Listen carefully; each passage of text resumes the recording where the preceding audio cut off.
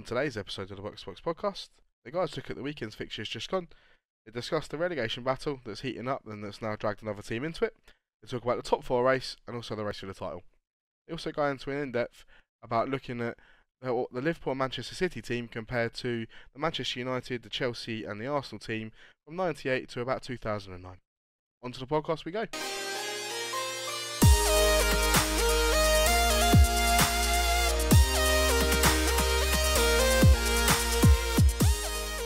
Hello, and welcome to the 22nd episode of the Box2Box podcast. If you haven't had a chance to go watch last week's or listen to last week's, please go back and do. We had a special guest. He was, well, I'll let you find out in the podcast. He tells you pretty quickly. We had another fan's view, which was brilliant last week. This week, I'm joined by Reza once again. How's it going, mate? You alright? Yeah, all right, mate. Season's almost over. Yes. United fans, it's potentially exciting times. A lot of movement in and out. So yeah, definitely. No, yeah, definitely. Can't get any worse than this year. He's can only get better. Fucking hell. Yeah. So let's move on to the weekend just gone, pal. We kick off the weekend on Saturday afternoon. It was Newcastle versus Liverpool. Liverpool taking this one 1-0. Do you want to go, pal?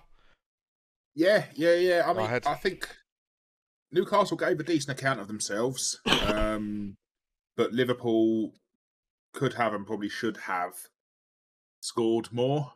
Yeah. They were pretty dominant, realistically, but Newcastle were obviously they're always a threat. 1-0 was difficult, and so I think a lot of people would have looked at that and gone, "Oh, Liverpool only just won 1-0." Like I say, they were pretty dominant. I felt like they were reasonably comfortable. Yeah, it did feel that way watching the game. Yeah, obviously the goal. I don't know whether the Newcastle players stopped a little bit. There seemed to be a little bit of jogging, and because I can't remember who it was who went down, but obviously under the Milner challenge. For what it's worth, Milner, it was a fantastic grab from Milner. There was no way they foul. No, they're clutching the straws in SFR. Yeah. Listen, it's one of those situations where the player goes down and stays down, so automatically you're like, that's a foul, and it's just natural. And then obviously the players, they did seem to slow down a bit. Yeah. That's their problem. At the end of the day, they shouldn't have done it. You played the whistle, and that's that. But yeah, I say it's difficult because I think for Liverpool, I say the pressure's on them. Obviously, they are that good that they probably don't necessarily feel the pressure. They just kind of take each game as it comes. Yeah. But I think that going first, I don't necessarily think it's an advantage or disadvantage. I just think it is what it is. I used to like it going first. Go on. No, I was gonna say, I used to like it when United were going first in the running. I was just like us playing first rather than playing second. It's sort of like you go first, you get your win, you get your game over. The pressure's no longer on you. That's what I used to like, anyway. Yeah. That's like I say, I don't know what it'll be like as a player because sometimes it's you know what you've got to aim for if you go second, and you're like, well, we just go and win, and you've got I don't want to say a better target because you're always going to go out to win the game, but it can go either way, right? Yeah. And City may have looked at that game and gone, "Oh bloody hell, it was only 1-0. I've done it again, scraped to 1-0, whatever." I don't know. It's a difficult one. I think that either way, it's hard because stepping up first, all eyes are on you. Stepping up second, obviously, you're looking to at least match what the team that stepped up first did. So, yeah, I think it can go either way. And obviously, we'll get on to City later, but it didn't seem to affect them in the slightest. Just didn't give a shit. They just seem to carry on and on and on and on and on. Yeah. I think everything you said, I don't think there's much I can really add on the Liverpool game. I think everything you said, you've covered off where it was. Liverpool probably could have had a few more. Probably be kicking themselves to make the game a lot easier if they would have got a few more. And I think the benefit for them at the moment, they've scored early. They've done what Man City seem to keep doing at the moment. Scoring in games early just eases the pressure for the rest of the game. Not saying you can take your foot off the gas, but when you're chasing something and you score quite quickly, sort of relieves pressure and you can go out there and play a bit better and more positively. So scoring early Yeah, does that for them, and yeah, I think that covers off their Liverpool game very nicely. Move first to the 3 o'clock kickoffs. Villa versus Norwich. Villa taking it 2-0. I suppose I'll take this game. Villa played very, very well against a very, very poor Norwich team. Um, Norwich obviously get relegated from this game. I think we knew this was happening sort of early March. I think probably even sooner than that, probably say January, February, we it knew was they were going earlier than down. it was Yeah, early. It was Christmas. yeah, I Even think like it was. Christmas. I think we knew Norwich were going down. They were sort of preparing for life there. They've got a few players that are probably too good for the Championship, but maybe not good enough for the Premier League. Is probably what I'd say. That they seem to keep getting these players that are sort of in between, and they just seem to be like a little yo-yo club. It keeps going up and down. But no, anyway, having that set aside, Villa did what they needed to do to get the win. Clean sheet for them. Martinez made a couple of good saves. Villa seem to do okay and very well going forward and defensively for once. But you can't really judge them on a Norwich game. What did you think of it? Yeah, likewise. I think Villa did well. They were pretty relentless in their attack. Yeah, Norwich. Listen, Norwich are pretty poor. They're a really poor Premier League team. They're just not Premier League standard at all. I can't think of many, if any, players in that team that are Premier League standard. I know that Max Aarons is being looked at again, isn't he? But that seems to happen every time they're in the Premier League. That Yeah, teams are after Max Aarons, and it never happens. And you'd think that must be a if it reason was going to why. happen, it would have happened. Yeah, yeah. But I think other than that, um, I know that obviously like Brandon Williams played in this game, and he made a statement saying that he wanted to come to United and try and do something. You're not coming to United and doing something. You're not doing anything. Not with the mistakes you're But making. yeah, but yeah, Villa. I mean, result that gets them that magical 40. Obviously, we'll touch on the relegation battle because it's really interesting. Yeah. Usually, 37, 38 points is enough. It may not be. No, yeah, I was thinking that Um, myself as well. Because obviously we touched on it last week and the week before about points tally and getting to 40 points, and I think you're okay. Um, I'm starting to look at it now, going maybe not. Just yeah, depends on. I think 40 will will see you okay. I think, but usually 40 is actually quite a. You generally, I think historically, even like 37, 38 points will keep you up in the majority of the previous seasons. Like last year, yeah, 38 would have easily kept you up. Year before, same. Year before that, the same. Year before that, the same. Year before that, yep, the same. Um, Year before that, the same. So, and the same. So, I mean, I've just gone back through 7 seasons, and 38 points would be enough to keep you up in all of those last Yeah, 7. yeah, yeah, Um, yeah. but actually, this time, I mean, for what it's worth, I don't think any of us looked at Leeds. It was almost like it was like a straight shootout between Burnley and Everton, but Leeds are down there, No, yeah, you're not it's wrong. it's suddenly it's a lot more open because Leeds have got Arsenal at the weekend, then they've got Chelsea, then they've got Brighton, and then they've got Brentford. Um, so yeah, Leeds. It's not they've not got an easy task by any stretch of the imagination, and that again we'll talk about Everton when we get to it. That result is huge and it has massive ramifications. Yeah, Um, Again, we'll discuss the game when we get to it because I've got a couple of things to say about it generally. yeah. But yeah, in terms of relegation, it's Norwich, yeah, worst team. Watford are poor as well, really Hmm. poor. So again, we'll get to their game in a minute. Yeah. And that relegation battle it's obviously one of three now. It is, yeah. No, you're definitely right with that. Definitely one of three. So I think that covers the Villa Norwich game. So we'll move on to the next one.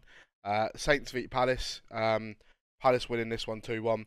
This seemed like the game of two teams that know they're safe, can't get European football, so they were just happy just to play it out. How did you see it? Yeah, it was quite a. I don't. It was a nothing game. It was a nothing game. I think you hit the nail on the head. Neither team really. I don't want to say that fussed, but not that fussed really. Yeah. I know there's prize money at stake for the club, but the players don't care. Those players. That means seem nothing like to the on players.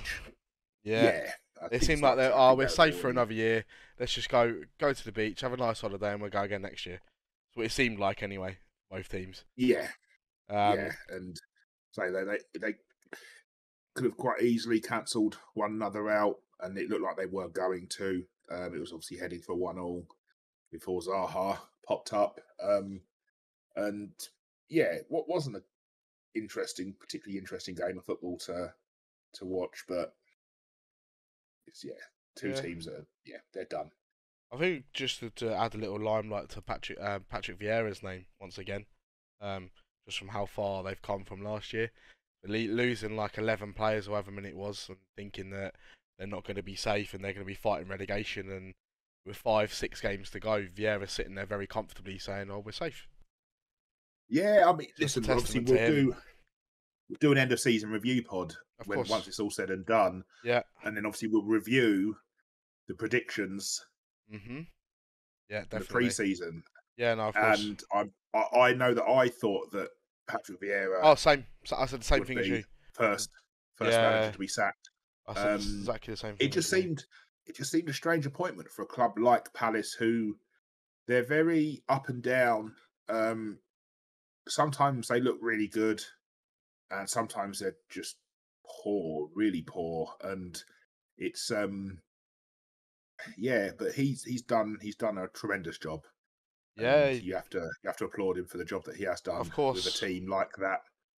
Obviously, Gallagher's been a big thing for a big loanee for them, and they lose him in the summer because, by all accounts, Tuchel said that they'll try and find a place for Gallagher in the team. I don't know where he fits in that Chelsea team at all. This is where they're going to have quite a lot of problems. They're going to want him back. Well, the thing is, obviously, Chelsea. Again, we'll get to Chelsea. We'll discuss Chelsea when we get to the Everton game. Obviously, with everything that's going on with Abramovich at the moment and him wanting his loan back, apparently, I can see why Chelsea would want him back, because they're not going to be signing anyone at all. No, and apparently there's people sniffing around like Mason Mount. And again, if they can't offer him a contract, and he's like, well, how long will this go on for? Because the sale's not definite. Yeah, I know. There's been a few people that had their bids turned down today. I was reading on BBC. I don't see how they could have their bids placed today. The bids, it was like 2 weeks ago or something, wasn't it? Yeah, something like that. The deadline was a while ago. I swear, the deadline was like a month ago. So I don't get. It's so twisted. It's so corrupt. Honestly, a friend of mine. He's a Chelsea fan, and I messaged him last night with a screenshot. Obviously, the Sky Sports page, and he said that it's been misreported. He said Abramovich doesn't want his money back, apparently, but he's been told he can't write it off either. I don't know how true that is. Obviously, somewhere the truth is, it's being reported that he wants his money back. And yeah, so obviously the sale price is going to have to go up because he wants his take. Not that he can get his take. But I jokingly said to my mate, I said, "Oh, it's all right." I said, "Abramovich just offers to throw the Conservative Party a bloody party. They'll be well up for it. They'll do whatever." It's like, yeah, sign it off. Yeah. Let's have another party, wankers. Anyways, let's not get political in this podcast. Yeah, that's the last thing you want me to talk on. I ain't got Scooby Doo, mate. I ain't gonna be talking about that. Definitely ain't gonna be talking about that. Let's go back to football.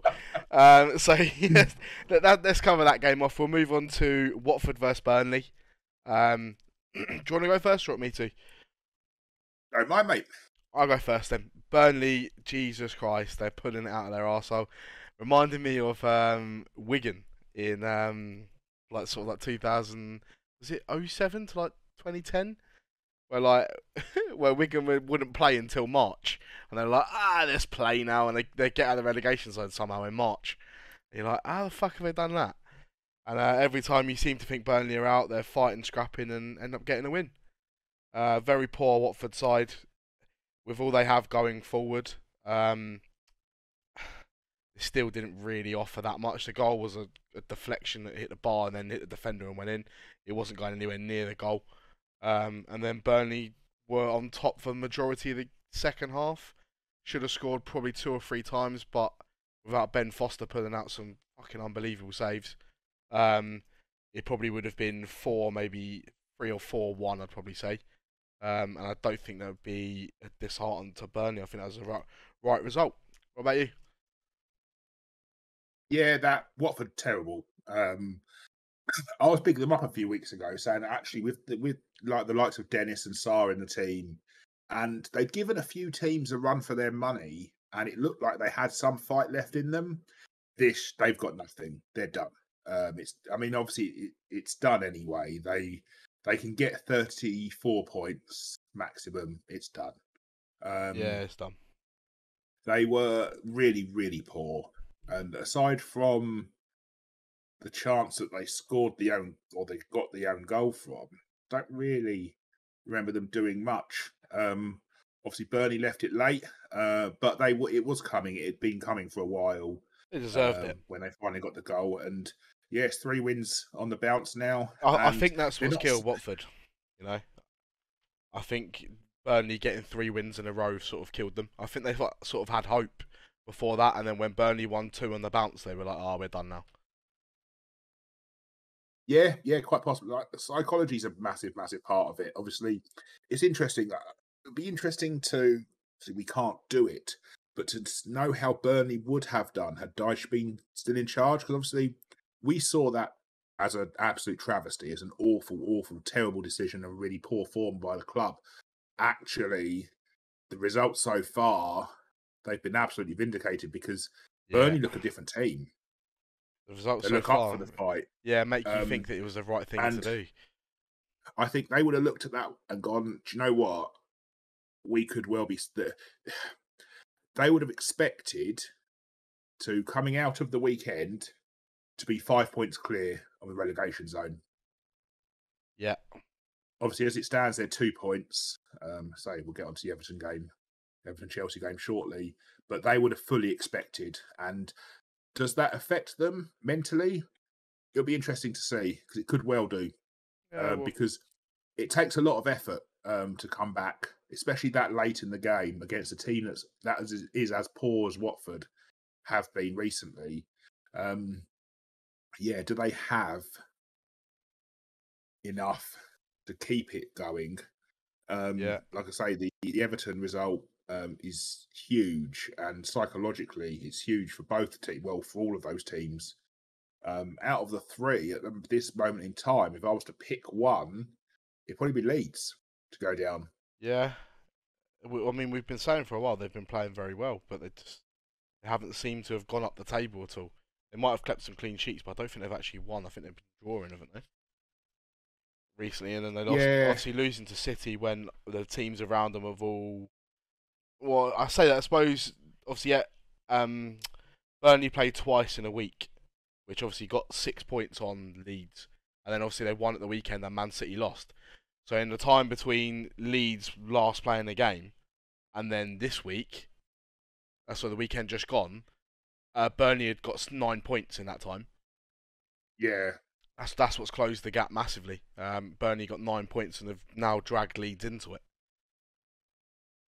I think obviously if Burnley don't win those 3 games, and it's if so, I think Leeds will probably would have been okay. If Burnley would have drawn drawn 2 of them and then lost the other, then probably would have been alright. Well, because this weekend is huge. Yeah, massive. Because Burnley and Everton have games that you look at and are both winnable. Yes. Leeds, I can't see Leeds beating Arsenal. So it could be that come the end of the weekend, Leeds the team in the relegation zone.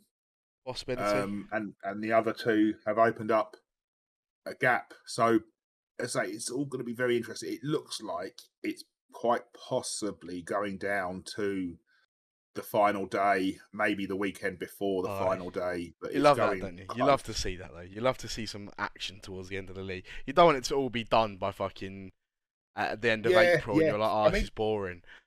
What I would say is that whoever does go down, if it's Leeds or Burnley, they'll feel pretty hard done by. And I say I'll get on to why when we cover the Everton Chelsea game, but they will feel pretty bloody hard done by.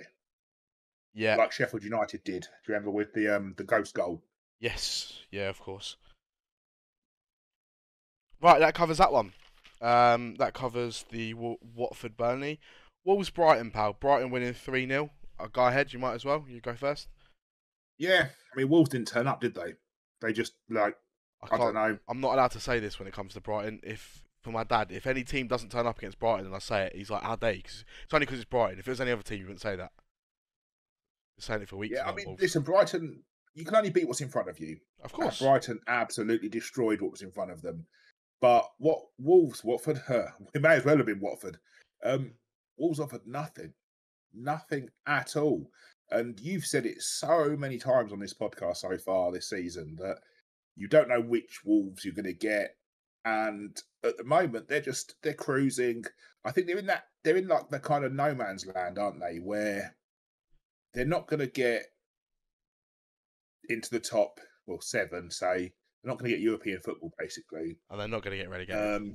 So they're not going to get relegated. And yeah. for them, they're in terms of when you look at it man for man, they're a better team than Brighton. Yeah, I would They'll say look that. at that and go. They'll look at that and go, well, it doesn't matter. Whereas to Brighton, every single league position matters. To Wolves, they wouldn't give a shit. Yeah. 8th, 9th, 10th, 11th, 12th. It's just like it doesn't matter. So, because I think they'll just have one eye on next season and basically recouping, regrouping, and going again. Yeah. So, like I say, you had two teams. One wanted it, one didn't. But fair play to Brighton; they played well, and like I say, you can only beat what's in front of you. Yeah, I'm not going to say anything against Brighton. They did do very well to win 3-0 away at Wolves. It's a very good result. But like I've said many a times on this podcast and many a times about Wolves, you do not know what Wolves is going to turn up. One week they could turn up and you're like, fuck me, Wolves are an unbelievable team. Next week they turn up and they get spanked 3-0 by Brighton. It's the way Wolves' season has gone the whole year, and it's way until they get a bit of consistency, the way it's going to go going forward. Well, until the end of the season anyway, definitely. Before we move on to the next game, I saw reports this morning linking Ruben Navas to United. Yeah, I mean that's been doing the rounds for 2 seasons now. Yeah, pretty much. I was going to ask you your opinion on it. What do you think of it? Really good player. He's miles better than anything else we have in that position. Yeah. Is he? It's difficult. Yeah. Could he be good? Could he be? Is he good enough for a top 4? Well, the way I'm seeing it is that you get players like him in to start the revolution. You know what I mean? So start the new era. So, like you just said, he's miles better than what we've got. You don't want to pay ridiculous amounts of money for him. So you don't want to pay like 80, 90, 100 million for him. But if you could pick him up for, say, 30, 40 million, and then stick him in there, he's going to do a lot better job than what we've got. And going forward, he'll demand a lot more from the players that come in. So he's like a good starting signing, if you know what I mean. Yeah. He is a stepping stone. I mean, there was another player on the pitch, opposite side, who would be ideal too, in Basuma. It comes down to money. Listen, some of the figures that were being said put about, it's silly numbers. I don't know how. I don't think he's got that long left on his contract, but I think he's got more than a season. I think he might have 2 seasons left on his contract. So you're probably looking at the best part of 50 million for him.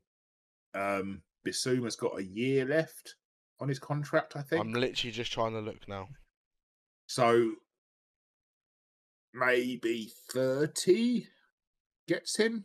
I'm speculating here, right? In 2021, Ruben Neves signed a 5-year contract. So 2026. Oh wow. Okay. Yeah. So I just want to make sure that's correct.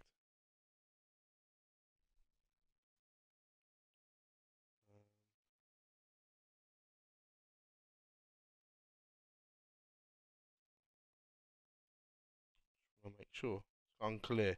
I can't quite find the right website. Carry on what you were saying anyway, while I try and find it. Yeah, I mean, I would go for Bissouma, I guess. The only thing with Bissouma is obviously I don't know, has the whole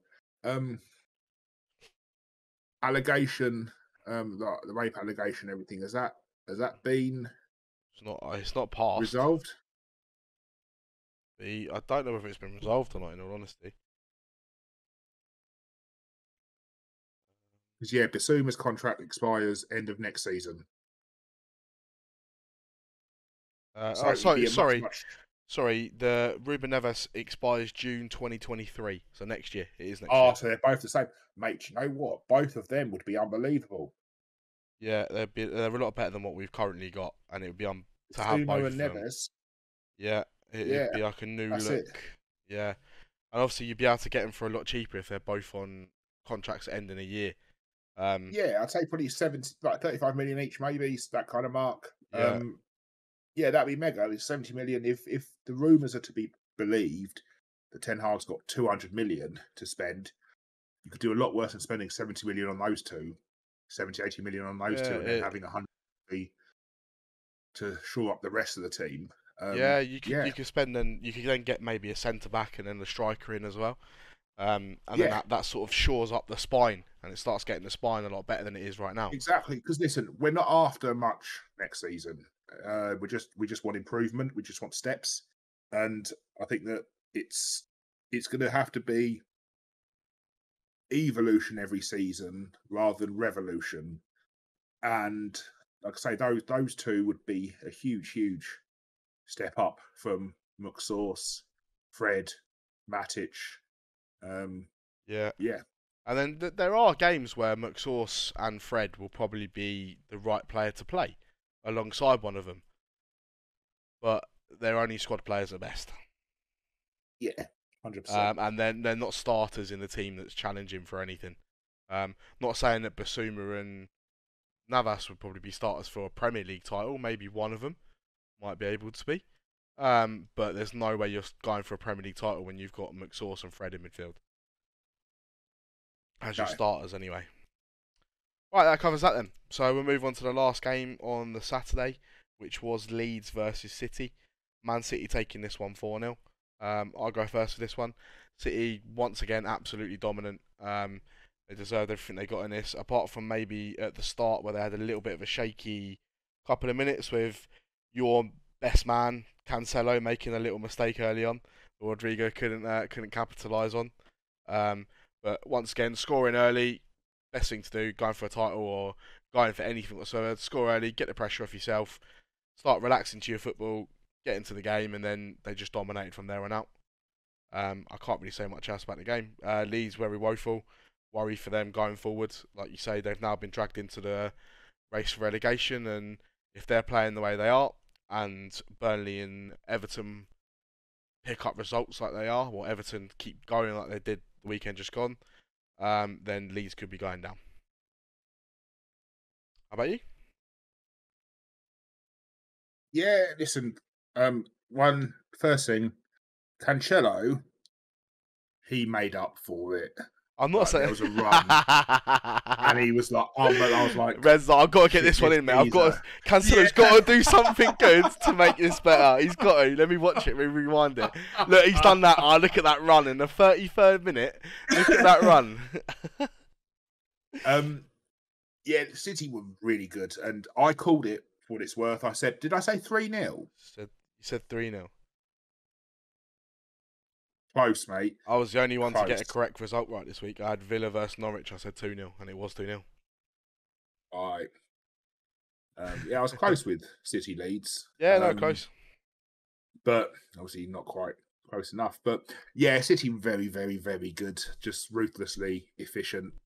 Both of you would not want to be chasing either of these teams. No. Because they are just absolute Relentless machines, both of them. Yeah, they are.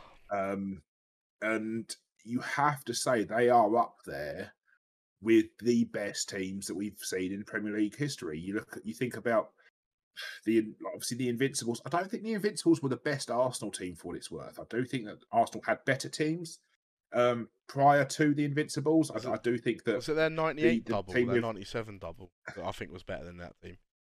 I think Wenger joined in 96 or 97, so it might have been 98. They won the double before we won the treble. And then I think it was. there was the early 2000 team with the likes of Pires and that as well, and I thought that was a very, very, very good team.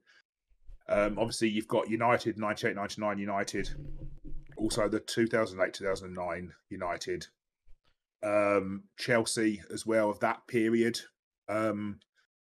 Those, and then you've got to put this City and Liverpool team in amongst the argument. I tell you what, could you imagine what it would be like if you took peak Arsenal, peak United, peak Chelsea, peak Chelsea, Liverpool, peak yeah. City, mate? How going for top 4 as well? That league, yeah, it's like celebrity deathmatch. It'd just be absolutely unbelievable. Yeah, it'd be unbelievable, mate. That would be what. I still think. Fucking hell.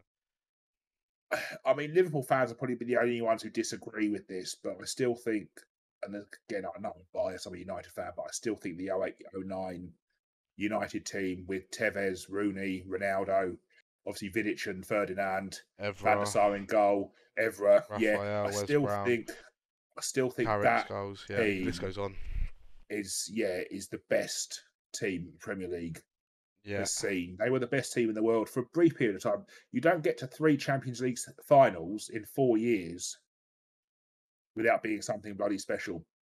And the only thing that stopped United dominating that period of time was just the fact that they just come up against the best team ever. Probably the best team, ever in that Barcelona team. Yeah. I think that's why, like, even when you look at it, so you had 3 teams to 4 teams that were constantly going for the league title when Man United were good in when we were at our best in like 07 to 09. You had 3-4 teams that were going for the league. So Arsenal would go for it, Chelsea, Liverpool, and obviously us would go for the league every year. You had all 4 of them competing for the Champions League, and got to multiple, like Chelsea were in the semi-finals every year. Almost. United was here in the final 3 out of 4. I think the standard was a lot better then than it is right now. In terms I think of the challenging distributed. Teams. Yeah. I think that obviously people would argue that obviously no team reached the 100-point mark before. Obviously City did it a couple of seasons ago, wasn't it? Was it a couple of seasons ago? Whenever City did it. And obviously Liverpool during their win, that was just relentless, just like I said earlier, using the same expression, absolute machine. There's arguments to be made for all of these teams, but I just think that when you look at the players, listen, like Salah, excellent. He's not Cristiano Ronaldo in his peak. Yeah, I saw, interestingly enough, Roy Keane talking last night. So talking about when Jamie Carragher said on the other night, so Jamie Carragher compared Salah and Ronaldo. I'm saying, who do you think's better? And Roy Keane was like, if you put Ronaldo in Liverpool's team right now, he would have more than 22 goals. And he goes, Salah only has 22 goals for the season. You see, if you put Ronaldo in Liverpool's team, he's scoring 40+ goals for the year. He said Yeah, he yeah. scored 17 goals, league goals for Man United in a very, very, very poor Man United team that doesn't create much for 18. him. Um, and he's 18 still now. 18. Sorry, and he still scored 18 goals. You just sit there and you're like if he's playing for teams that would create chances for him and play and be able to do that, he's scoring 40 goals, 30, Yeah, 40 goals I mean, obviously, easily. there's more to it than just the goals that he's scoring, but yeah, it's listen, peak Ronaldo, peak Salah. There's no contest.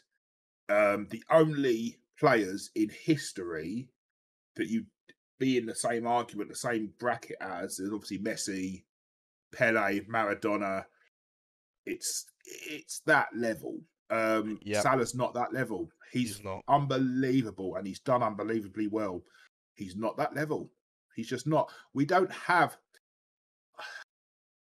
I think the closest player in the Premier League right now to be at that level where you think they are all time. Like you could go back 10 years and pick that player out and put them in a team and they'd still be that good. But like probably Kevin De Bruyne. Yeah, I think he Um, could have played at any of the teams. Salah would have done well, don't get me wrong, but we've seen players that are technically better than Salah in the Premier League in recent seasons that haven't quite obviously hit the heights that he has because he's just listen. There's obviously professionalism about him that you have to respect. When I say play, Hazard is a great example of someone who's technically much better at playing, in my opinion, than Salah ever has been. Never quite had it because his attitude was wrong. So Salah's been amazing. I don't think that City have like who would you consider City's talisman to be? Because City, the praise that I would give to City is that you take De Bruyne out, they're fine. You take, to be honest, there's not really anyone else. But maybe Bernardo Silva. You take Bernardo Silva, which they do regularly, they're fine. Jesus suddenly scoring goals. Before that, they were fine. That's why I've got a lot of respect for City because what Pep's done has created an environment, a team that it basically almost doesn't matter. Who I plays? mean, Ake's bloody playing now. I mean, Yeah, no, I know what you you know what I mean. mean? Like Nathan Ake is just he's shit. Right, let's Um, get back to today's world. Let's get back to that's I think that's the Leeds City game covered. We'll move on to Everton versus Chelsea. First game on Sunday. Everton winning 1-0. I know you've got a few things to say, so I'll allow you to go first on this one. What did you think? listen, Everton dogged performance, heavily reliant on Pickford, like they were against United for what it's worth.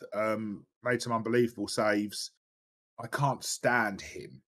His arrogance, his attitude. When he makes a save, you're like, mate, you made a save. Like you're a goalkeeper, you make saves.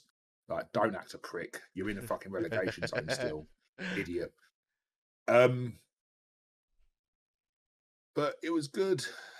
Chelsea were pretty poor. Everton again had a game plan that they executed to perfection. They slightly different to the Liverpool game. I think they were a bit more adventurous in this game. But Richarlison shouldn't have been on the pitch. Sent off the week before, wasn't it? Yeah, yeah. Yeah. And it's one of those situations, like I say, where if Leeds were to go down, you look back at a game like this and go, well, he shouldn't have been on the pitch. It'll be interesting to see what they do about the flare throwing back into the crowd. But yeah, he just shouldn't have been on the pitch. But listen, fair play to Everton. Chelsea, terrible performance. And it speaks volumes when you need a goal because listen, Chelsea could end up losing third place. You need a goal and you don't bring on your £100 million striker because the guy, you're now realising that actually United weren't wrong and Man United weren't the problem, and the problem was Romelu Lukaku. Yeah, no, yeah, of course. That was a problem for a while with us. He was absolutely shit. But yeah, Everton, massive. I mean, it cannot be understated, and it's going to be really interesting, like I say, because I think that they've got Leicester away on Sunday. That's a winnable game. Leicester are absolutely beatable, and They were awful. with Burnley with Villa, and Leeds away to Arsenal. Yeah, this weekend could see some big changes down the bottom, and all of a Yeah. sudden it'll be Leeds in the bottom three. So yeah, well, fair play to Everton. They did what they had to do, but because Charleston shouldn't have been on the pitch, and he did make a massive difference to Everton. If he hadn't Oh been on no, the pitch, definitely. Yeah, they definitely. lose that game. Of course, and that's where it's bad, and it shouldn't be like it. You end up feeling like if Everton do stay up, you're sitting there going, well, Leeds or Burnley are sitting there going, well, Richarlison shouldn't have scored that. Should be off. Should have been off. Yeah, So I do get what you're saying. And yeah, Everton. To be fair, if you take that aside, Everton did what they needed to do to beat a Chelsea yeah, side that, for everyone giving them their plaudits, Chelsea, and how good they are defensively, they do create their own downfall quite a lot. To what more than I would think, because there's a lot of times Real Madrid, I can think, obviously Everton, um, against us, when they were at home. There's a few other games where it's only their own player that's making the mistake, which is the reason why it's led to the other team scoring, rather than yeah. teams I mean, breaking them down. listen, there's been a lot of talk of there being a top two, then a one, and then a three. Yeah, Bullshit. I don't think it Chelsea is. are miles away. You No, look at I the don't league think they table. are. League table does not lie. They've been really poor. Obviously, you don't know how much the Abramovich situation is affecting them. Players looking at it, going, "Well, I want a new contract. I can't. You can't offer me a new contract." Is that happening? Are the players letting that distract them? Maybe it's the club distracted at the moment. It absolutely is.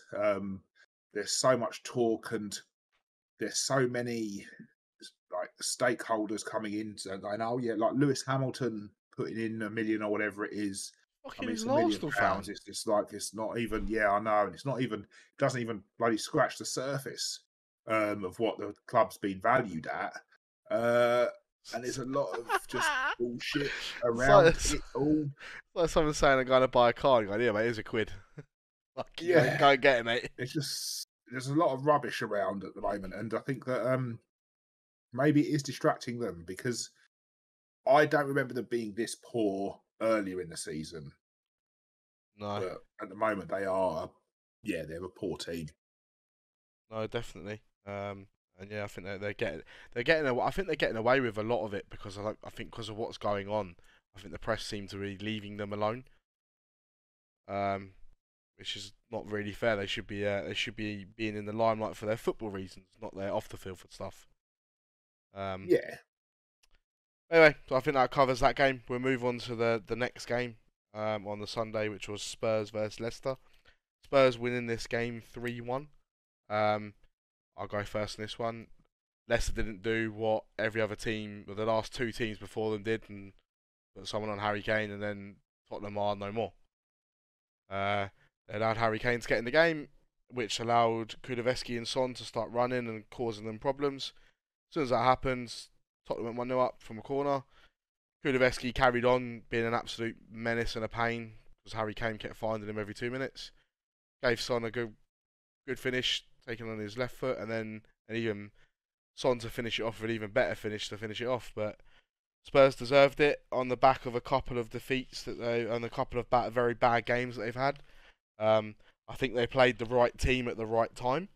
In playing Leicester, I think against a Leicester team that are very, very poor at the moment, can always get your confidence back up again. But Tottenham did what they needed to. What did you think? yeah. Listen, Leicester are terrible.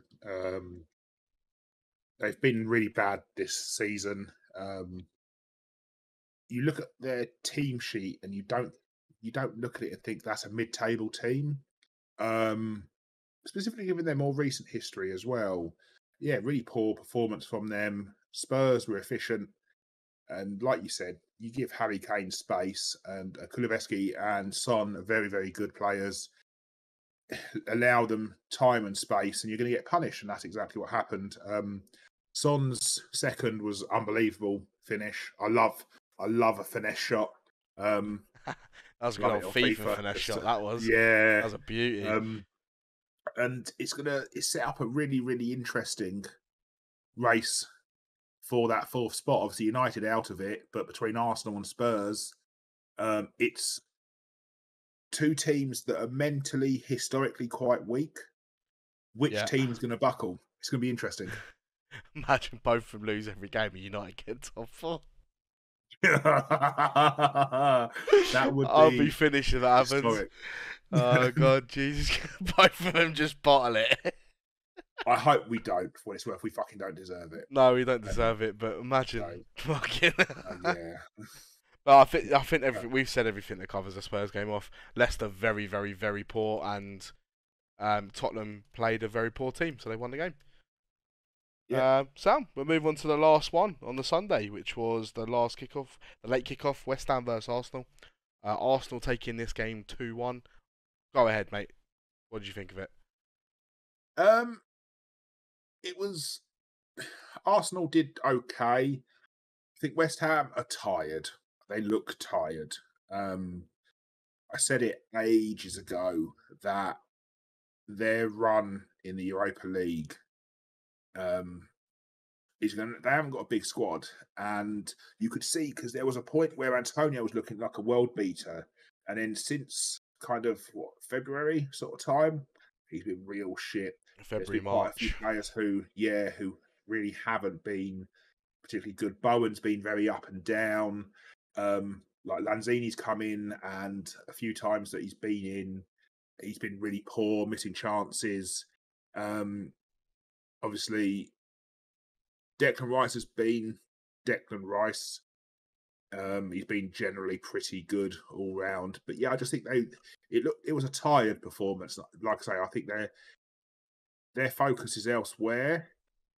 Yeah. And Arsenal, did what they had to do. They made it tough. I think they could have made it a little bit easier on themselves. But say it gives them a 2-point cushion for fourth, and I think they'll hold on to it. I hope they hold. I don't want to see Spurs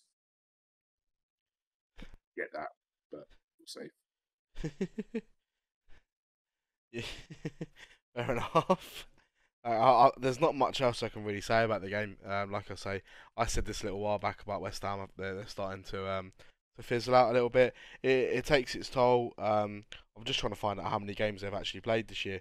I'm not 100% sure, but if you go that far in the Europa League with 38 games in the Premier League, you're talking they're probably on about 55, 56, somewhere around there mark games.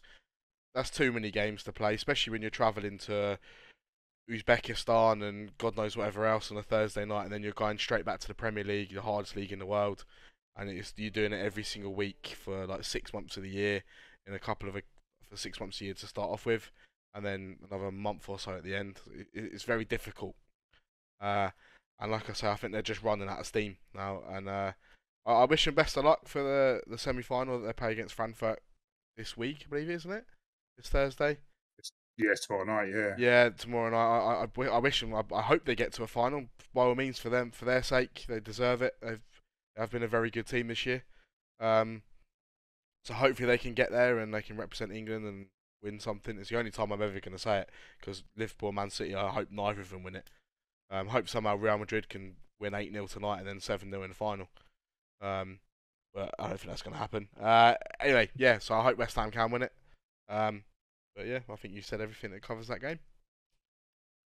We'll move on to the last game on the weekend, which was United Brentford. United winning it 3-0. I'll go first, and I'll let you have your say afterwards. I was actually very surprised at this game.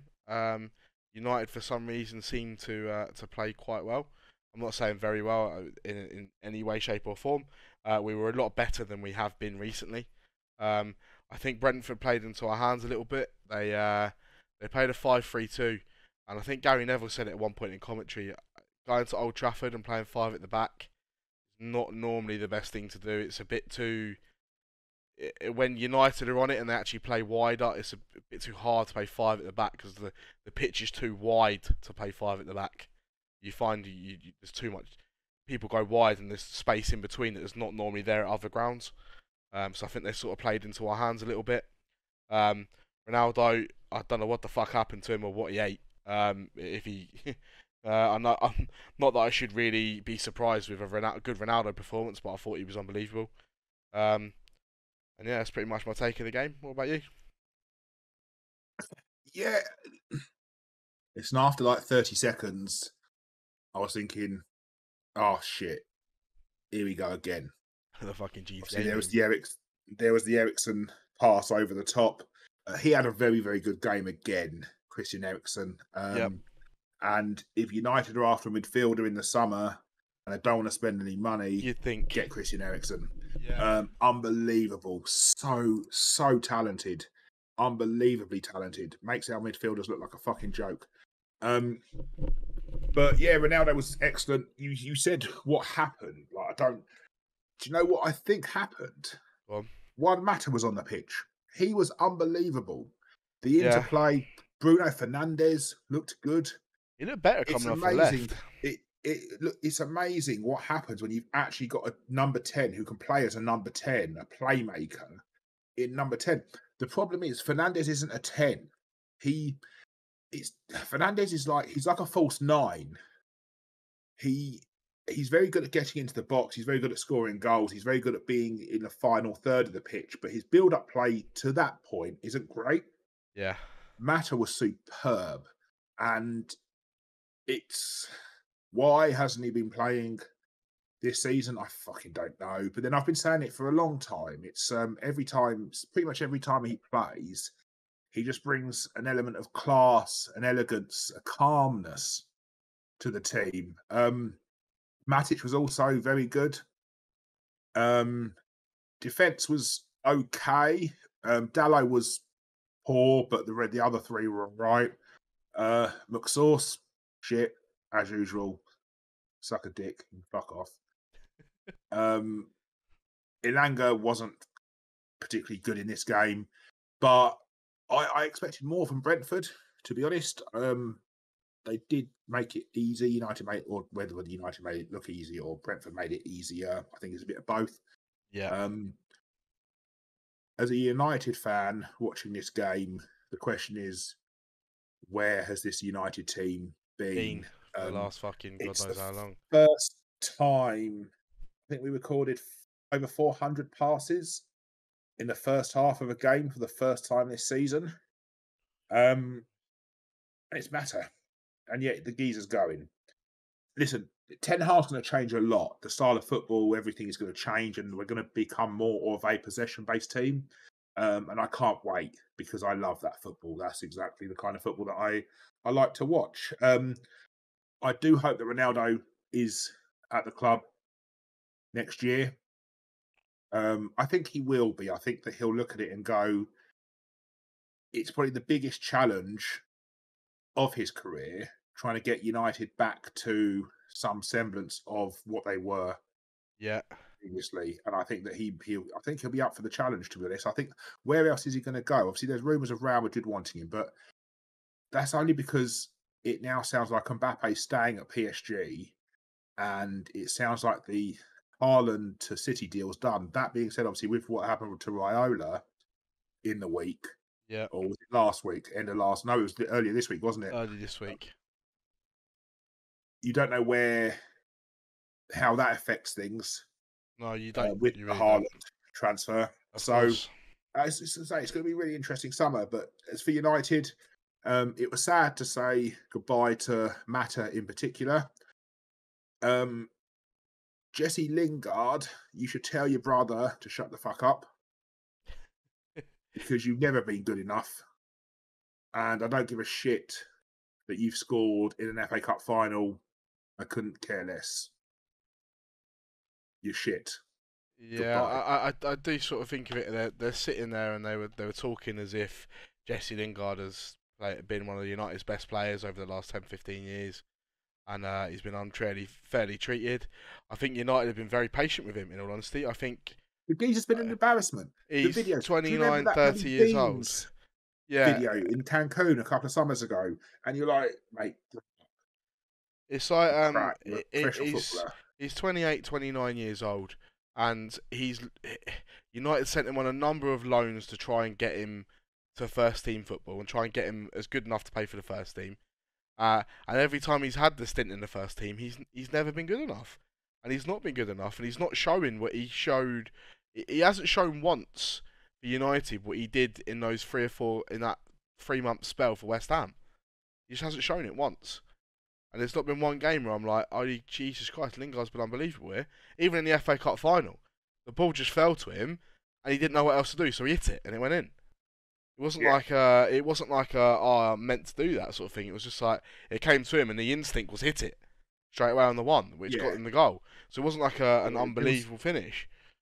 There was a really good article on Football 365 today about Jesse Lingard and his brother, saying that they can listen. They can take it out on the club, fine, because ultimately I don't know what happened in the summer last year because Solskjaer didn't want Jesse Lingard. No, you could tell and that. Ranić came in and didn't want Jesse Lingard. So the managers of neither of them are going to have gone to the board and gone, really need to keep him. For some reason, the board asked for too much money, should have just got 15, 20 million, whatever for him in the summer and just been done with it. But instead they got greedy, thought, oh yeah, we should be getting at least 30 million for him. West Ham were like, you're having a laugh. He's got a year left on his contract. Comes back to United, doesn't play, and now he's going to leave for free. And it shows you how poorly managed, how poorly run the club is. I'm glad that obviously Ed Woodward's gone. Matt Judge is now going as well. Matt Judge as well. He's another arsehole. He's one of them. Now what we need to do is get rid of the Glazers. That's next step. There was talk of people want Elon Musk. I saw that. I saw his tweet. I saw that as well. That was brilliant. That would be funny. That would be brilliant. And I can tell you what, Old Trafford would be getting knocked down and rebuilt in a shot. Because he'd look at this and be like, that electric stadium. The fuck is this? It's like 18. We're back in the 1800s. It'd be a fucking wheels, mate. It'd be on wheels. You fucking wheel it from city to city. No, we don't want to play on your ground this week. It's shit here. I'm playing this ground. But yeah, say the Glazers next. But I'm hopeful for United. I'm looking forward to seeing an improvement, but I'm not expecting anything. The Glazers just need to do one or two things. Season. They either need to prove that they're going to be proper owners. I think they've been given their chance already personally, but if they want to do it properly. Stop taking money out of the club. Start putting money into the club in terms of getting rid of the debt, in terms of stadium. They have spent, to be fair, but it's difficult to say they've spent money when the club is still 500 million or whatever it is in debt. Yeah, get rid of the debt. Start getting something with a new stadium built. Do something with the training ground. Get the fans. You've got the fans excited as it is already. Now it's a perfect time to capitalise. Now the fans are excited about Ten Hag, so that's beautiful. Happy days, do that. And then after that, now start getting everything else in place. We're going to sort the training ground out. And you're like, okay, so fans get a little bit more excited. Or we're going to do this for the stadium. Oh, okay, fans get even more excited. And then they go, and we're going to do this to reduce the debt. And the fans will start not liking them, but will start kind of mad at them. If they follow through with their promises, anyway, that is, of course. If they start breaking promises like they've done millions of times already, I think that's the problem. I think personally they just cut their losses and sell it. And they won't even cut their losses, they'll earn money from selling it. But they should just sell it and get rid of it and be done with it, but they won't do that. So, anyway, that's another day. Let's move on, because I think we're almost hitting an hour as it is. So we'll move to goal of the week. I only have one that I really thought. Son, that was my goal of the week. Son. Yeah, Yeah, that was my goal of the week. I didn't have anything else. Goalkeeper. Anyone? Pickford. I was say anyone else but Pickford. That's what I had as well. Ramsdale Yeah, no, made a decent Ramsdale. save, but yeah, Pickford. Pickford was unbelievable. Back four, mate. I'll let you go.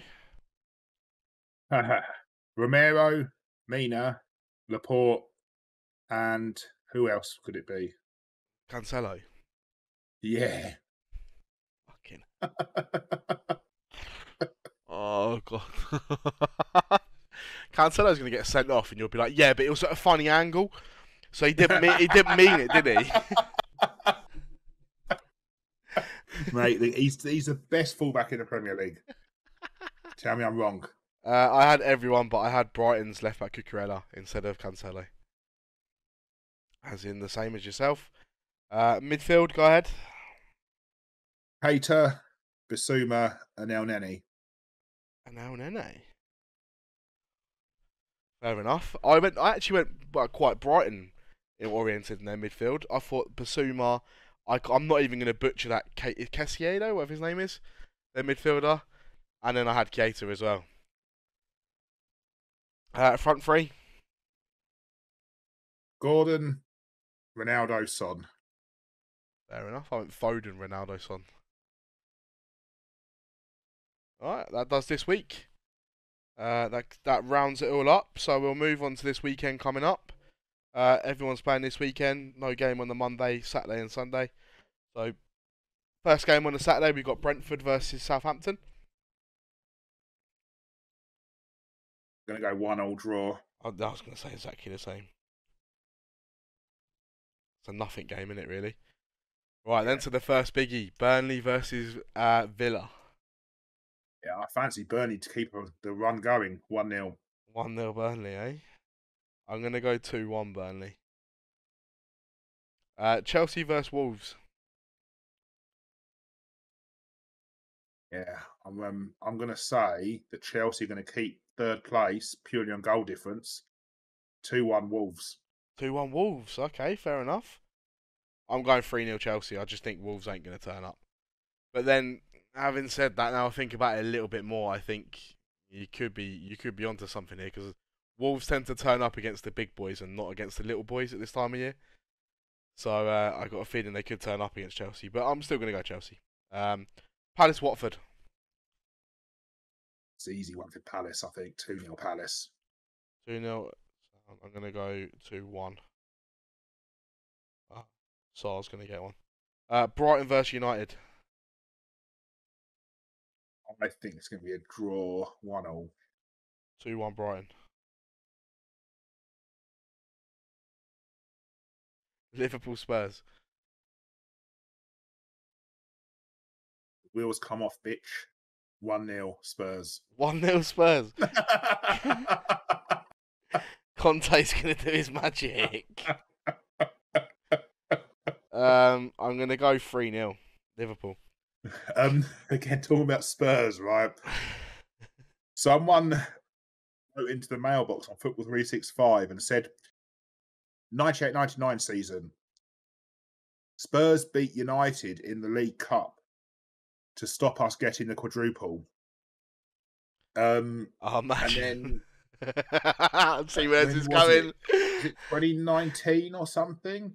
They beat City in the Champions League, or was it Champions League? Yeah, they knocked them out of the Champions League and went to the final. Yeah, yeah. And stopped them winning the quadruple. Imagine.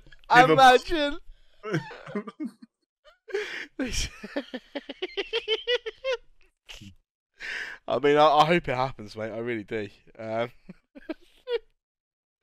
Well, we'll move on from that. Go to first game on the Sunday. Arsenal versus Leeds.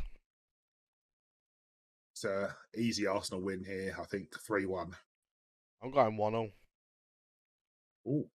Yeah, I think Leeds are going to turn up. Leicester Everton. 1-0 Everton. I'm actually going to go 1-0 Leicester. I think Everton are going to get too cocky for their boots. Okay. Norwich versus West Ham. It's a nice bounce back win for West Ham, 2-0. I'm going to go 2-1. I think Norwich will get one. And then the last one to round the weekend off, Man City versus Newcastle. Yeah, difficult. It's not Newcastle won't make it easy, but 2-0 City. 2-0 City. I'm going to go 2-1 City. Right, I think that covers this week's podcast off, my guy. Yeah. It's been an interesting one. We've talked about a lot. Once again, thank you very much for listening with us. If you'd like to give us any feedback on the podcast, please do. Write in the comments box below on YouTube. If not, reach out to us on our socials and let us know what you think. Also, if you want to be in the podcast, please let us know. We'd like to have maybe another 1 or 2 guests before the end of the season, just to sort of get it in there and get a bit of a bit of perspective on things from other teams. I tried to reach out to some City fans, but they don't have any fans. So as I got told on my socials, they can't fit a stadium. How the fuck are you going to find one for your podcast? That's exactly what I was told. So fair point, well made. So yeah, we've only got 2 weeks, 2 more Mondays. Yep. Before the end of the season. So obviously we've got 2 more pods before the final game of the season. Yep. And then we'll do a end of season review, a roundup, and an end of season review on, I guess, the 23rd. Yeah, that'll be the last one for the year, and then we'll have to we'll find a way of getting some other nice pods out over the summer. Yeah, but yeah, it'd be good to get at least a guest over the next. Yeah, definitely. Couple of weeks. Yeah, it'll be very nice. I'll speak to some people. Okay, no worries. Thank you very much for listening, everybody, and we'll see you next time. Take care.